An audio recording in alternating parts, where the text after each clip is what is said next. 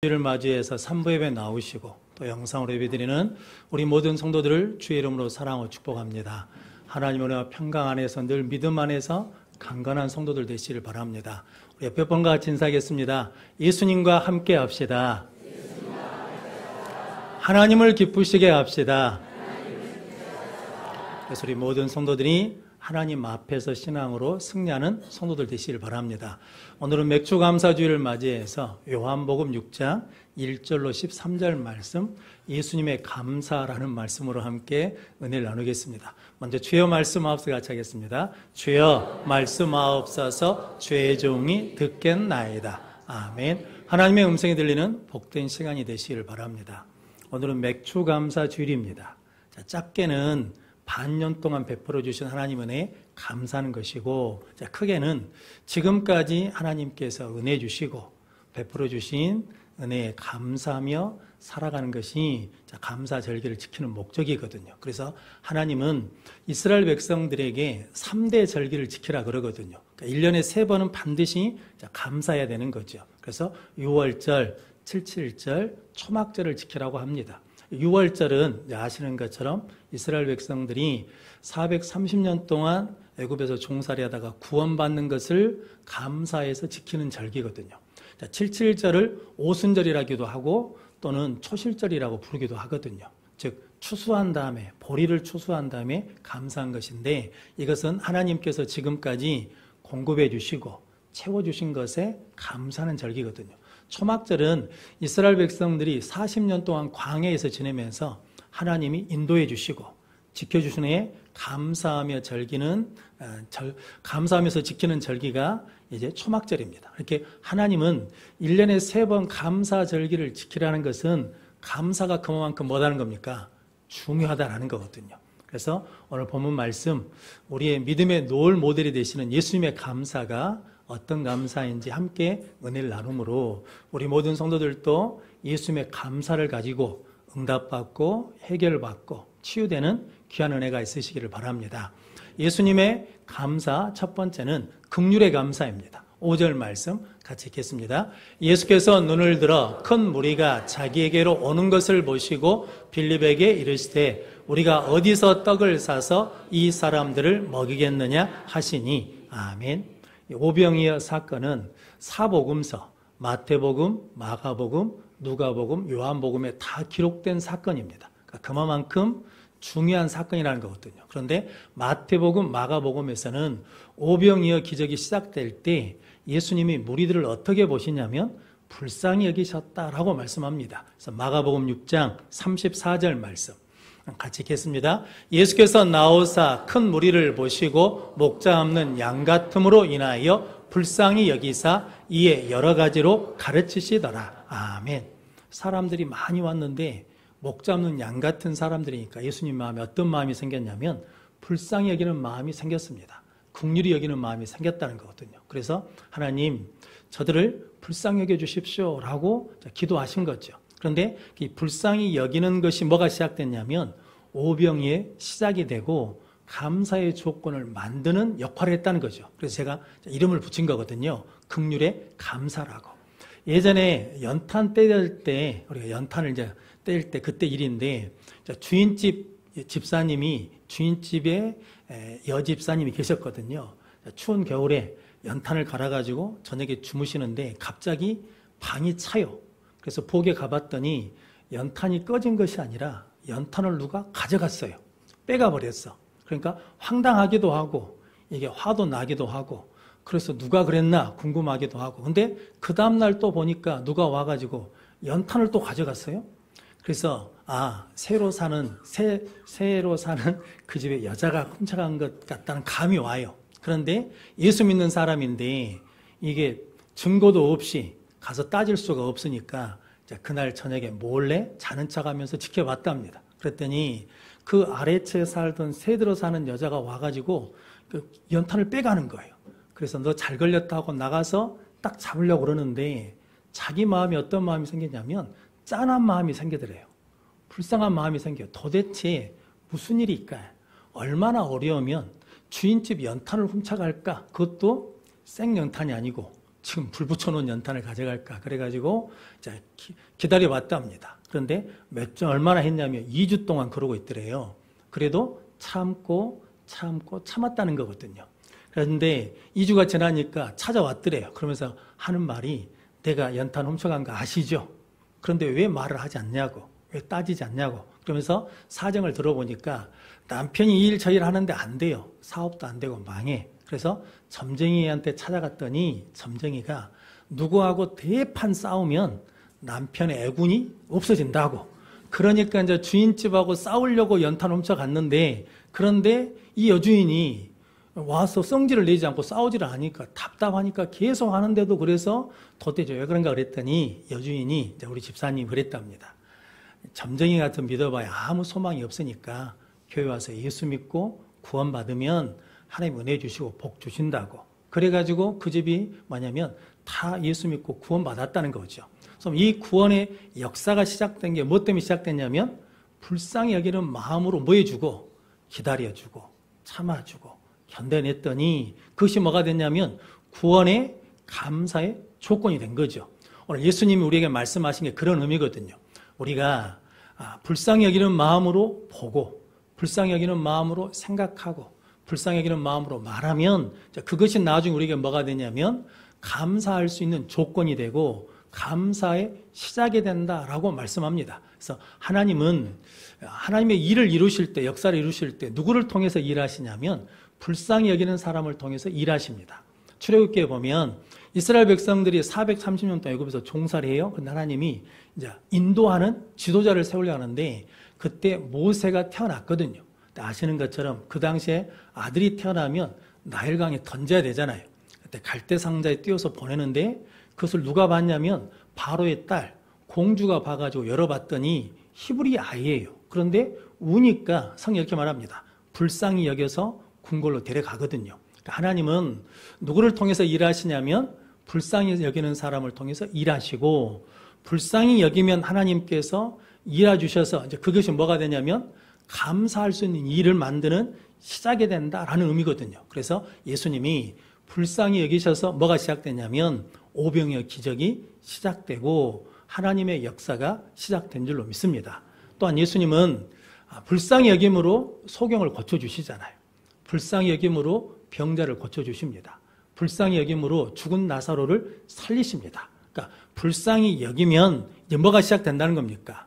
감사할 수 있는 일들이 만들어지고 시작된다는 거죠. 성도님들이 늘 항상 불쌍히 여기는 마음을 가지고 살아가는 성도들 되시길 바랍니다. 자, 불쌍히 여긴다는 게 어떤 의미냐면 누가복음 10장에 보면 율법사가 찾아와가지고 예수님께 질문하거든요. 어떻게 해야 구원을 받습니까? 그랬더니 너는 성경을 어떻게 읽냐? 성경의 가르침대로 따르면 된다라는 거죠. 그러자 율법사가 또 묻거든요. 그러면 내 이웃이 누굽니까? 라고 묻거든요. 그러니까 아는 거죠. 율법을 딱 짜내면 하나님 사랑, 이웃 사랑인 걸 아는데 그러면 이웃이 누굽니까? 물었을 때 그때 예수님이 하신 이야기가 뭐냐면 한 사람이 여리고로 내려가다 강도를 만났는데 제사장도 그냥 지나가고 레위인도 그냥 지나가는데 사마리아인은 불쌍히 여겨서 다가가서 상처를 싸매어주고 나귀에 실어서 주막에 데리고 와서 치료해줬다라는 거거든요.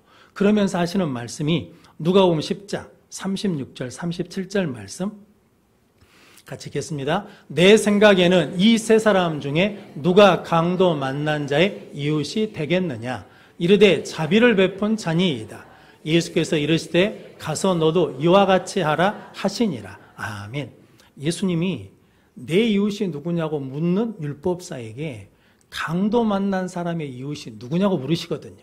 그때 율법사가 자비를 베푼 자입니다. 불쌍히 여긴 자입니다. 즉 뭐냐면 우리는 항상 누구 편에서 본다는 겁니까? 내 편에서 보고 내 편에서 생각하는데 불쌍히 여긴다는 것은 상대편에서 보고 상대편에 필요한 것이 뭔가를 맞춰가는 것이다라는 거죠. 그래서 가서 너도 이와 같이 하라. 즉 우리에게 말씀하신 거죠. 너희도 불쌍히 여기면 하나님의 은혜 가운데 이웃이 될 수 있고 또한 감사하는 조건을 하나님이 이루어 주신다라고 말씀하거든요. 성도 여러분들이 그렇게 긍휼의 감사를 가지고 나가는 우리 모든 성도들 되시기를 바랍니다. 그래서 긍휼이 있으면 감사의 일이 시작되거든요. 그런데 긍휼이 없으면 감사가 없어진다는 거죠. 근데 더 큰 문제는 뭐냐면 긍휼이 없으면 하나님이 심판하십니다. 노아 시대 때 하나님이 홍수로 세상을 심판하시거든요. 그런데 그때 세상이 어떤 모습인가를 말씀해 주시는데 창세기 6장 11절 말씀 같이 읽겠습니다. 그때 온 땅이 하나님 앞에 부패하여 포악함이 땅에 가득한지라. 아멘. 그때 하나님이 심판하실 때 온 땅이 하나님 앞에 뭐예요? 부패해요. 썩었어요. 그리고 포악하더라. 이 포악하다는 말이 잔인하다는 말이거든요. 그러니까 뭐가 없다는 겁니까? 긍휼이 없다는 거죠. 불쌍히 여김이 없으니까 하나님이 물로 심판하셨다는 거죠. 그런데 성도 여러분, 하나님이 예수님을 우리에게 보내주셔서 믿음으로 구원받게 해주셔서 어떤 은혜를 주셨냐면 하나님의 마음, 예수님의 마음을 우리에게 주셨다는 거죠. 그 마음이 뭐라는 겁니까? 불쌍히 여기는 마음을 주셨다라고 말씀합니다. 불쌍히 여기면 긍휼히 여기면 긍휼히 여김을 받습니다. 그래서 야고보서 2장 14절 말씀 같이 읽겠습니다. 긍휼을 행하지 아니하는 자에게는 긍휼 없는 심판이 있으리라. 긍휼은 심판을 이기고 자랑하느니라. 아멘. 긍휼을 행하지 않는 자에게는 긍휼 없는 심판이 있는데 긍휼을 행하면 긍휼 있는 심판이 있고 그 심판을 이길 수 있고 또 자랑하게 하신다라는 거거든요. 그럼 성도 여러분, 여러분들이 감사하는 일이 많아지기를 원한다 그러면 우리가 뭐 하면 된다는 겁니까? 불쌍히 여기는 마음으로 시작하면 된다는 거죠. 하나님 나를 불쌍히 여겨 주십시오. 이 일을 이룰 수 있도록 하나님 불쌍히 여겨 주십시오. 이 문제 해결될 수 있도록 불쌍히 여겨 주십시오라고 긍휼의 감사를 드리면 하나님께서 열어주시고 해결해 주시고 응답해 주시는 역사가 시작되어서 결국은 감사를 이루게 해주실 줄로 믿습니다. 그렇게 긍휼의 감사로 살아가는 우리 성도들 되시기를 바랍니다. 예수님의 감사 두 번째는 있는 것의 감사입니다. 11절 말씀 같이 읽겠습니다. 예수께서 떡을 가져 축사하신 후에 앉아있는 자들에게 나누어 주시고 물고기도 그렇게 그들의 원대로 주시니라. 아멘. 예수님이 큰 무리가 오니까 남자만 5천 명이잖아요. 그러니까 여자아이들까지 하면 대략 한 15,000명에서 2만 명 되거든요. 그런데 그때 빌립 제자에게 물어보거든요.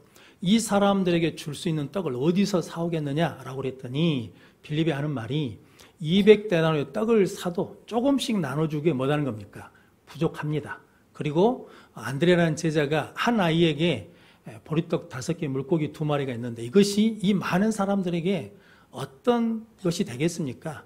턱도 없이 부족합니다라고 그러거든요. 그러니까 제자들은 지금 오병이어 사건 앞에서 말하는 게 있죠. 보는 게 있거든요. 뭘 보고 말하냐면 여기는 아무것도 없는 빈들입니다. 우리에게는 돈도 없습니다. 우리에게는 먹을 것도 없습니다. 우리가 가진 것은 하찮은 것뿐입니다. 라고 그러면서 자꾸 무엇을 이야기합니까?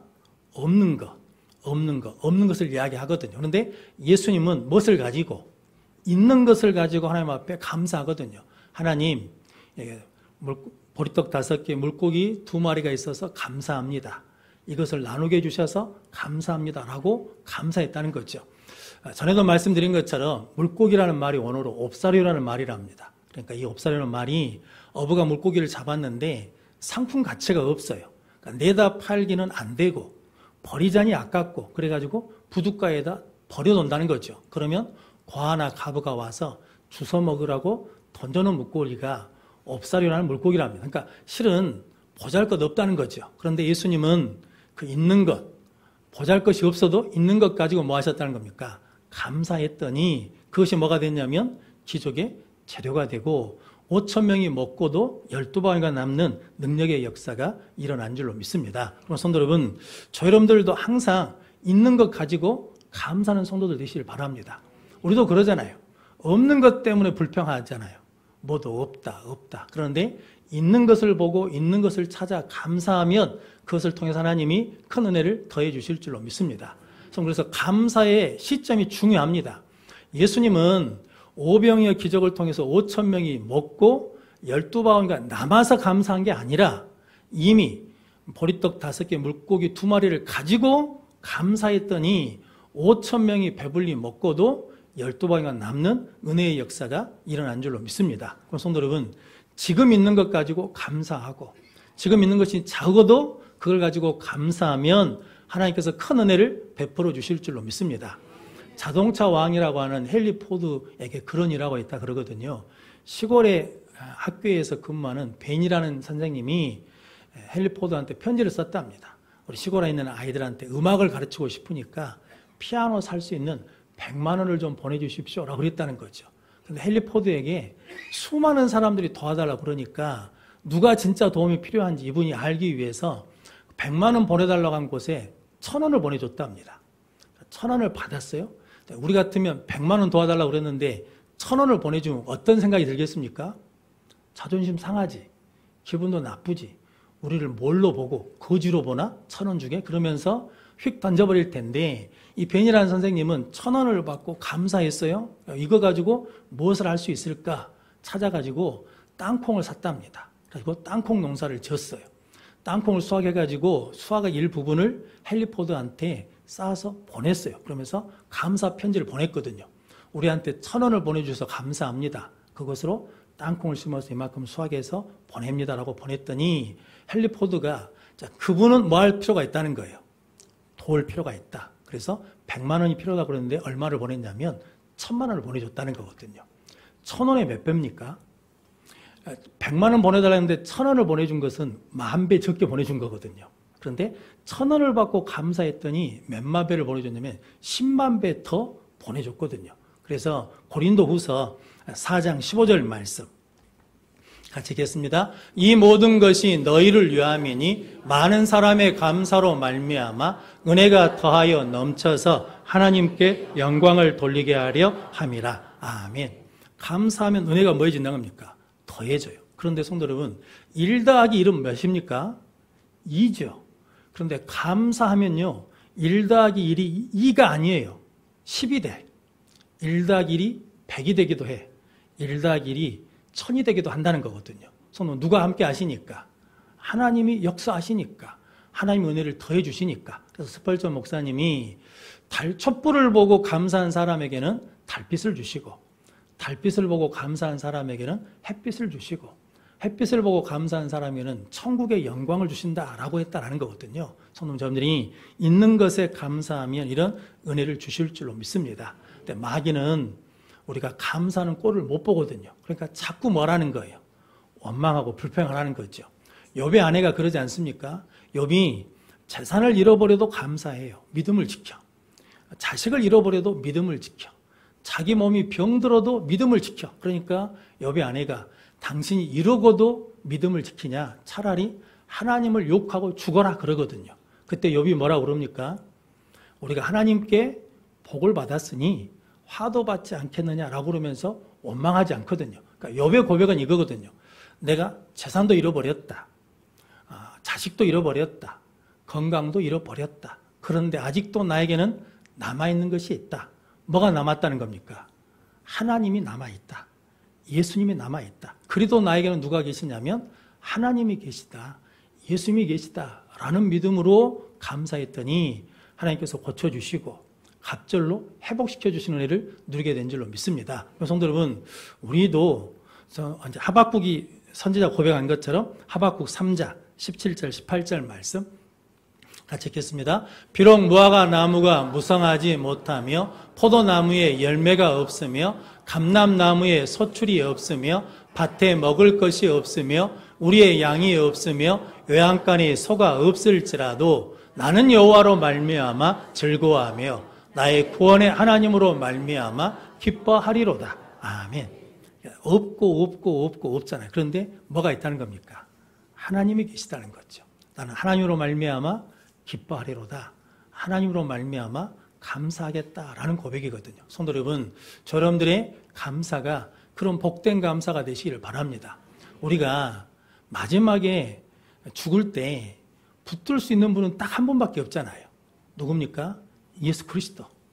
다 없어도, 다 잃어버린 것 같아도 누가 계시면, 예수님이 계시면 감사합니다라고 고백할 수 있는 믿음의 성도들이 되시길 바랍니다. 한번 같이 따라하겠습니다. 그래도 예수님은 계십니다. 그 믿음으로 승리하는 우리 모든 성도들 되시길 바랍니다. 근데 성도 여러분, 이렇게 우리가 있는 것이 많거든요.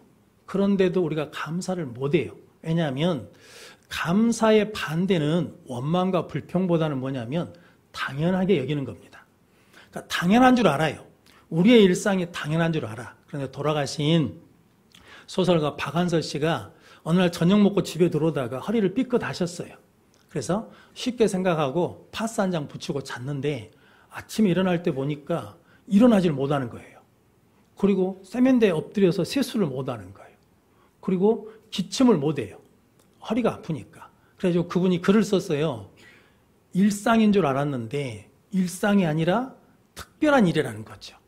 우리가 일상을 누리는 것이 그냥 다 누구나 하는 게 아니고 하나님의 기적이라는 거죠. 성도 여러분, 우리가 그것을 깨달을 때 우리가 있는 것에 더 많이 감사하는 능력의 삶을 살게 될 줄로 믿습니다. 그래서 오늘 성경 말씀에 보면 제자들은 없다고 하잖아요. 그러니까 감사가 없으니까 뭐예요? 부족해요. 그런데 예수님은 감사하니까 뭐합니까? 죽어도 12바구니가 남아요.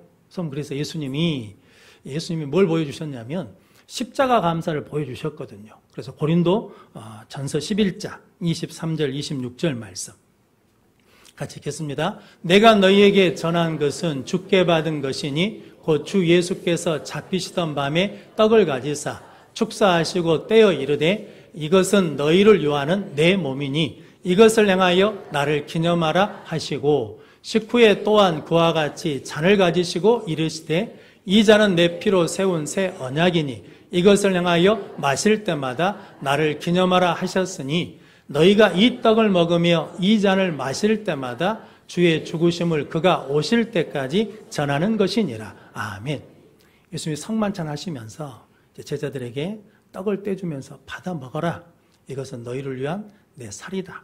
잔을 가지고 축사하시면서 이것은 너희를 위하여 흘리는 내 피의 새 언약이다 그러면서 받아 마시라 라고 하셨거든요. 그런데 성도 여러분, 떡을 가지시고 뭐 하시고 감사하시고 잔을 가지고 뭐 하시고 감사하시고 성도 여러분, 예수님 우리에게 말씀한 게 그거거든요. 우리의 감사는 보통 그 감사거든요. 하나님 이것을 주셔서 감사합니다. 그러니까 이것을 받아서 감사하고 이것이 돼서 감사하거든요. 그런데 예수님의 십자가의 감사는 어떤 감사냐면 내가 내 살을 띄어 주어서 생명을 줄 수 있어서 감사한 거거든요. 내 피를 주어서 구원받게 하신 것이 감사한 거거든요. 그러니까 내가 줄 수 있는 것이 뭐라는 겁니까? 감사라는 거죠. 성도 이제 우리의 감사가 받아서 하는 감사보다는 주어서 베풀어서 섬겨서 감사하는 우리 모든 성도들 되시길 바랍니다. 그러니까 받아서 감사하는 것은 다 하는 거죠. 그런데 주어서 감사하는 것은 뭐가 있어야? 믿음이 있어야, 은혜가 있어야, 성령 충만함이 있어야 누리는 은혜인 줄로 믿습니다. 성도 여러분, 내가 돈을 많이 벌어서 이제 감사한 게 아니라 그 돈을 가지고 뭐 할 수 있어서 선교도 할 수 있어서 감사하고 식사 대접을 할 수 있어서 감사하고 섬길 수 있어서 감사하는 우리 모든 성도들 되시기를 바랍니다. 그래서 성도 여러분들이 늘 그렇게 이제 받은 감사가 아니라 십자가 감사, 줄 수 있는 감사가 되는 우리 모든 성도들 되시기를 바랍니다. 그래서 사도행전 20장 35절 말씀 같이 읽겠습니다. 범사에 여러분에게 모본을 보여준 바와 같이 수고하여 약한 사람들을 돕고 또 주 예수께서 친히 말씀하신 바 주는 것이 받는 것보다 복이 있다 하심을 기억하여야 할지니라. 아멘. 성도 여러분, 주는 것이 받는 것보다 뭐가 있다는 겁니까? 복이 있다는 거죠. 가끔 뉴스에 보면 이렇게 긴급 뉴스로 뜨는 경우가 있거든요. RH- A형 혈액형을 구한다 라고 그러거든요. 그러니까 대부분 사람들이 RH 플러스형이거든요. 혈액형이. RH-형은 희귀하거든요. 근데 어떤 사람이 피가 부족해서 생사 갈림길에 있으니까 그 혈액형을 가진 사람은 빨리 와서 도와달라는 거죠. 가서 이제 헌혈을 해줬어요. 사람이 헌혈을 받아서 살았어. 그럼 성도 여러분, 받아서 산 사람이 기쁘겠습니까? 아니면 내 피를 줘가지고 사람이 산 것에 대해서 준 사람이 더 기쁘겠습니까? 받은 사람도 살아서 기쁘지만 누가 더 기쁘겠습니까? 주어서 한 생명이 살았다는 것은 엄청난 기쁨과 감격이잖아요. 저는 오늘 예수님이 우리에게 하시는 말씀이 그거거든요. 맥주 감사 주의를 지킨다고 해서 이번 주만 감사하는 게 아니죠. 우리의 감사를 통해서 우리의 신앙을 점검하는 거거든요.